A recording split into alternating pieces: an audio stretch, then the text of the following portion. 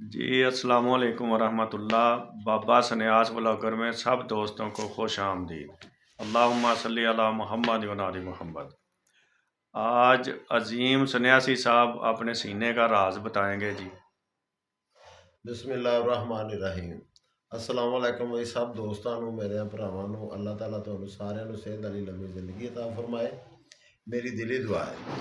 ਲੋ ਜਨਾਬੇ ਅਲੀ ਜਿਨ੍ਹਾਂ ਲੋਕਾਂ ਨੂੰ ਜਿਨ੍ਹਾਂ ਦੋਸਤਾਂ ਨੂੰ ਸਾਹ ਚੜ ਜਾਂਦਾ, ਥੋੜਾ ਜਿਹਾ ਟੁਰਨ ਨਾਲ ਸਾਹ ਚੜ ਜਾਂਦਾ, ਉਹਨਾਂ ਦਾ ਬਗੈਰ ਕਿਸੇ ਮੈਡੀਸਨ ਤੋਂ ਬਿਹਤਰੀਨ ਤਰੀਕੇ ਨਾਲ ਹੱਲ ਕੀਤਾ ਜਾਏਗਾ ਤੇ ਇਨਸ਼ਾਅੱਲਾ ਤਾਲਾ ਪੰਜਵੇਂ ਦਿਨ ਆਪਣੀ ਕਫੀਅਤ ਵੇਖ ਲੈਣੀ ਹੈ ਕਿ ਹੁਣ ਸਾਹ ਚੜ੍ਹਦਾ ਕਿ ਨਹੀਂ। ਬੰਦਾ ਉਸ ਚੀਜ਼ ਨਾਲ ਰਣਕ ਵੇਖ ਲੈਂਦਾ, ਮੈਂ ਇੰਨੀ ਰਣਕ ਕਰਾਂ ਤੇ ਸਾਹ ਚੜ੍ਹਦਾ।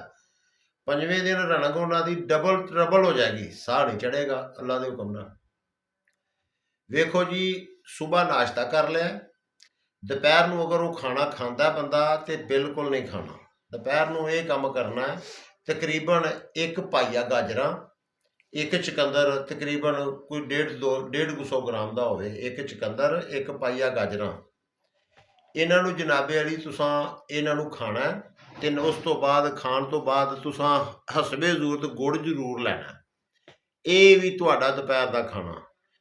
ਪੂਰੀ ਰਣਕ ਜਿਹੜੀ ਗੁਰਦਿਆਂ ਦੀ ਪੂਰੀ ਤਾਕਤ ਬਹਾਲ ਹੋ ਜਾਏਗੀ। ਗੁਰਦਿਆਂ ਦੀ ਕਮਜ਼ੋਰੀ ਦੀ ਵਜ੍ਹਾ ਤੋਂ ਸਾਹ ਚੜ੍ਹਦਾ ਹੈ ਤੇ ਅੱਲਾ ਦੀ ਮਿਹਰਬਾਨੀ ਨਾਲ ਖੂਨ ਦੀ ਕਮੀ ਵੀ ਪੂਰੀ ਹੋਏਗੀ ਤੇ ਗੁਰਦਿਆਂ ਦੀ ਰਨਿੰਗ ਵੀ ਹੋਏਗੀ ਔਰ ਸਾਹ ਵੀ ਨਹੀਂ ਚੜ੍ਹੇਗਾ।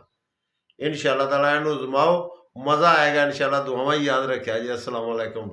हाँ जी, ਟੈਲੀਫੋਨ ਨੰਬਰ ਮੇਰਾ ਜਨਾਬੇ ਅਲੀ 0303 45 30 544। ਅੱਲਾਹ ਤਾਲਾ ਤੁਹਾਨੂੰ ਸਾਰਿਆਂ ਨੂੰ ਸਿਹਤ ਵਾਲੀ ਲੰਮੀ ਜ਼ਿੰਦਗੀ ਤਾ ਫਰਮਾਏ। अस्सलाम वालेकुम।